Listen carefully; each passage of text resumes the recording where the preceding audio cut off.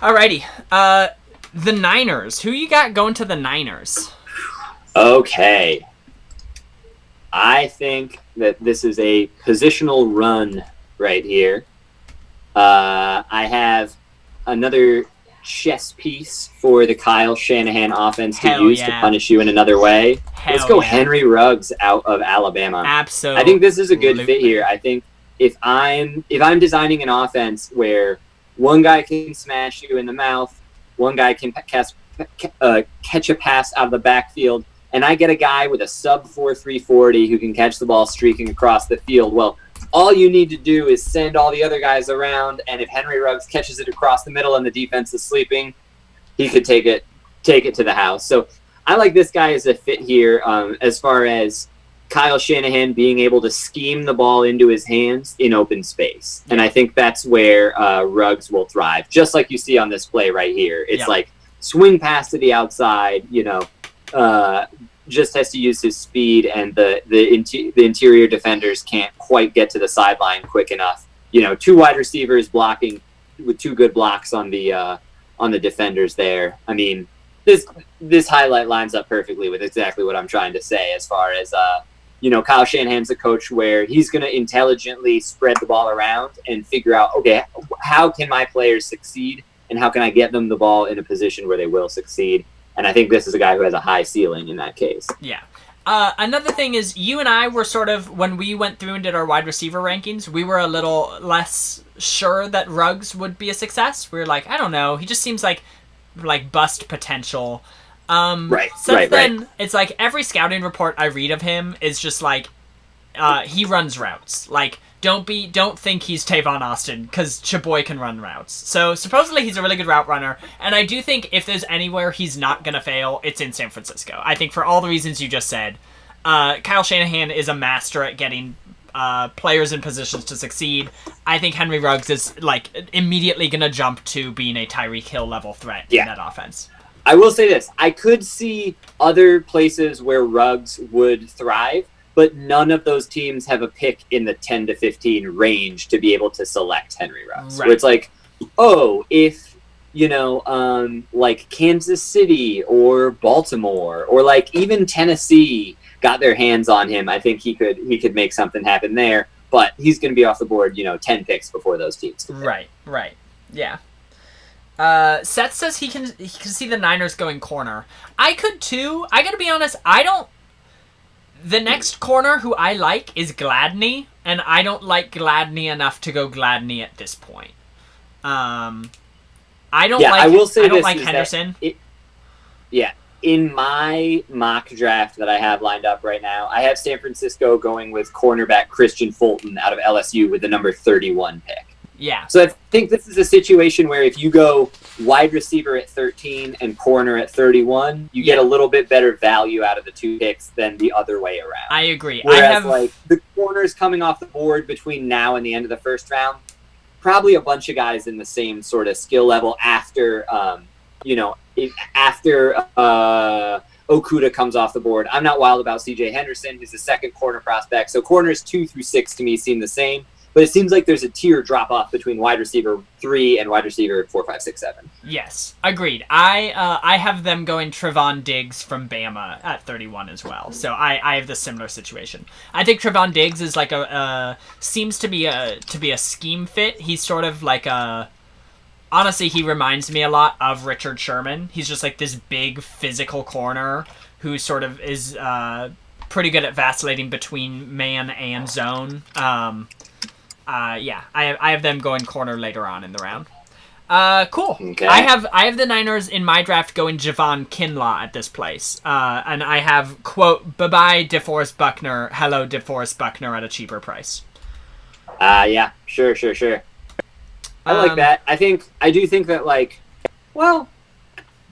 D-line is important. It seems like they don't need star power at the D-line right now. They could use their premium picks elsewhere to try and beef up the rest of the squad and just find a better rotational player later on. Maybe that's a more efficient use off the top of my head, but I do think, good D-line players will never be you can never get enough of them. So if they do want to stack strength on strength there and replace DeForest Buckner cheaper, I wouldn't be against it. Yeah. And I do like Javon Kinlaw. I mean, so. Yeah, for me it was just sort of a situation where I hadn't really thought about just how well Ruggs fit here. I was just sort of thinking about him as, like, how much I'd want the Broncos to take him, and I was like, well, I want them to take him less than I want them to take Javon Kinlaw, probably. All right, cool. So next, for the Tampa Bay Buccaneers, I'm going... go ahead. One more quick thing. So here in our draft, we do have Lamb, Judy, Ruggs coming off the board, 1, 2, 3, right in a row. I think that's going to happen on the real day. I think you're going to see a run of wide receivers really quick at a certain point. Yeah. Okay, yes, I could see that. So Tampa Bay pick. I have them going Mekhi Becton. He's the giant out of Louisville that we were talking about. Okay. Mekhi Becton, big boy Becton. Let me type him in real quick. Pfeiffer Becton. Mekhi Michelle Pfeiffer Becton. Let's see. TB. So Tom Brady is going to pick Mekhi Becton. I think... Yeah, basically it's just like, hey, Tom Brady is your franchise for the next year. Protect Tom Brady at all costs. Their O-line isn't great. I don't think it's horrible, but it's not great. Becton played both tackle positions in college, so like he can probably go on either side. He is huge. He's like 6'7", 350 or something like that. He's like a truly giant man. You'll see in these highlights, like, look at just how big he is. And I think the concerns PFF has, I think if anyone's not going to pay attention to that, it's Bruce Arians. It's like an old school coach just being like, what? But he's big. He'll be good. It's fine. And I can't fault them. Like, I think the best move, they have a really strong defense. They have a ton of offensive weapons. They have Tom Brady. Do what you can to protect Tom Brady, I think, to me, is a incredibly reasonable use of resources. Yeah. And if you look at their roster, I think it's not just like a good way to spend resources as far as your team plan. It's a good way to spend resources as far as where your strengths and weaknesses are. Because they don't need help at wide receiver. They, they got Ronald Jones at running back. They can find other depth pieces behind him. On the defensive line, they're pretty solid. In the linebackers, they're pretty solid. Maybe they could improve their secondary with another safety, but you're not going to take a safety right here. It's like get a tackle out of the elite tackle group, protect Tom Brady, and hopefully he has the extra second to hit Mike Evans on a go route this upcoming season. So I'm right there with you. That's a great pick. Cool. All right. My Denver Broncos. Who are you going to give to me? Oh, okay. Cool. So I could see John Elway trying to move up and get one of the 3 wide receivers who's already off the board. All signs point towards that, and have for a while. This doesn't feel like week of smoke. Like, these rumors have been out there for like 3 weeks now. So I wouldn't be surprised to see him trade up with Cleveland, certainly. Maybe with Jacksonville. If John Lynch got a little cute, I could see him trading back a couple if he doesn't have his eyes on Henry Ruggs, as good of a fit as that is. And they have a strong relationship, too, which genuinely matters during the draft. Yeah. Especially right now when everything's weird and it's just mostly working via phone call at your house. So I suspect that something different than this could happen, but I think it's unfortunate because where they're sitting right now, it really does truly seem like all 3 wide receivers are going to be off the board before then, no matter which teams it is that take them. Like, seems like they're like just sitting on the outside looking in. And maybe with some of those tackles too, that like some of the elite tackle prospects are going to be off the board.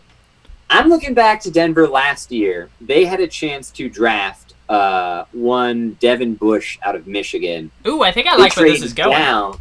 What? I like where this is going. They traded down to get Noah Fant, right? Tight end at 20, pass catcher. Let's be patient with him. Tight ends take a little while to develop in the league, but there's still that hole right in the middle of their defense, a Devin Bush-shaped hole that can only be filled by one. And if we're going with band names, Bush, Hole, Queen. Patrick Queen out of LSU, linebacker. Rangy guy, can run, can cover, can kind of be that Devin Bush sort of like speed to the edge type. Smart player, is not going to make mistakes. Vic Fangio as a defensive coach probably wants more more ammo in the war chest, and I think this is just a good fit of like a smart player, a talented player going to a smart and talented coach to hopefully, be a part of a defense that's a good match. Yeah, let's see. What year was Roquan Smith drafted? I think Roquan Smith was 2 years ago. And he 2018. So he immediately came in and was part of that crazy good Bears defense, right? Right. Yeah, so... And that draft had some crazy talent, too. Yeah. So one of the big comps for Patrick Queen is Roquan Smith. I would love this. John Elway, one of my my second chief complaint with him is his inability to fill the inside linebacker hole on our roster year after year.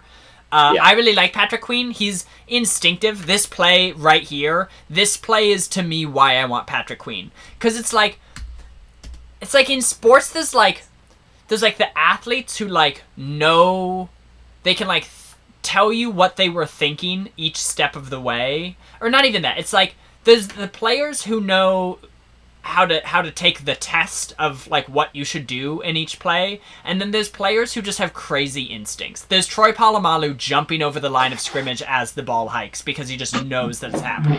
And Patrick Queen to me is one of those players, and this is a play that I'm this is what I want to see. I love instinctive talent. But bam. Right there. It's just loses his balance, notices out of the corner of his eye the QB's stepping up, stops, digs his heel in, and is I got it. But bam. I just I love that. Spin move. Yeah, love it. Also, you'll notice that he is clearly in charge of the defense before a lot of these plays. He's the one, he's pointing, hey, he's you go doing here, the signals, you go here. Yeah. He's fast. He's not Isaiah Simmons. I don't think there's any world in which he's Isaiah Simmons, but I think he's going to be able to give us 2/3 of what Isaiah Simmons would give us. He's Isaiah Simmons as Isaiah Simmons functions as a linebacker without also being able to provide the value he provides as a safety / corner. That said, I think that is a very good player. I would be ecstatic about this pick. I think, and I always like it too when my team or a team is picking in this 15 to 25 range and they get a top guy at a non-premium position, where it's okay, 5 wide receivers and 5 tackles and 5 quarterbacks are off the board. Let's take, linebacker number 2. Let's take guard number 1. Let's take safety number 1. Yep. Those players end up being the linchpins of a lot of teams. Yeah. I don't think linebacker is of necessarily the same value, but I think that example that you just gave of let's take LB2 or guard 1, it's the Cowboys were given a lot of shit for going guard in the draft several times at picks 15, 17, and 19, and it's they had the best O-line in the league because no one's taking a guard before them, so they get their pick of the litter. Right. And I think it's sort of...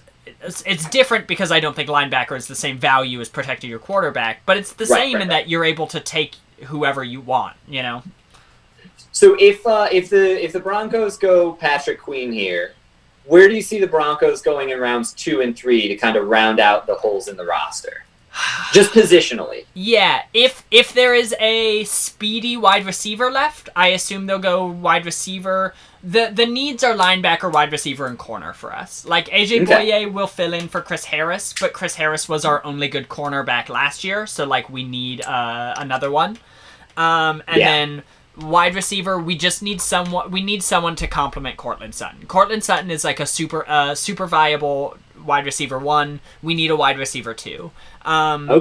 I don't love Henry Ruggs, but I could totally talk myself into Henry Ruggs. So if we go that way, I'm sure I'll be ecstatic about it. I'm hoping for a Jerry Jeudy out of this draft. I really like Jalen Reagor. If there's any way we could trade back and take Jalen Reagor and let's say Minnesota wanted to trade up, because they're at 22 and 24, I think. I would love trading back for those 2 picks and take Jalen Reagor and Patrick Queen. That would be, honestly, that's my ideal version of round 1, is we trade back with Minnesota and we get Jalen Reagor and Patrick Queen. Sure. I think there'll be some good good wide receivers and corners on the board for you in round 2. You have 2 third-round picks, so plenty of options, plenty of opportunities to get some talent. Yeah. Alrighty. Cool. Hotlanta at 16. Hotlanta. I have the Hotlanta Falcons going with my favorite player to say his name, and that is K'Lavon Chaisson. Yep. The Flying Frenchman. The Flying Frenchman. Yeah. Atlanta is awful on defense. They don't have any talent left on defense. They, signed Dante Fowler, I think, who it's Yeah. I don't know, at best has a spotty history in the league. That's a kind description of his history. He was good last year, was not good for a long time before then. Tack McKinley hasn't lived up to his first round billing, so they need edge rushers. At this point, it was sort of who is the best defensive player left on the board, and probably K'Lavon Chaisson. Yeah, I don't know. I like K'Lavon. I think he's probably going to be pretty good. I don't think he's going to be consistently the best pass rusher in the league, but I think he'll be very good. Yeah, I think we're going to see it. Maybe it's my imagination, but it really feels like players are tiered together a lot more in this draft than they have been in other ones in the past, where it's now there's going to be a handful of not elite but good pass rushing prospects, coming off the board in the next handful of picks. I think with Atlanta, their defense has been kind of the worry. On offense, they have Matt Ryan throwing it to Calvin Ridley and Julio Jones.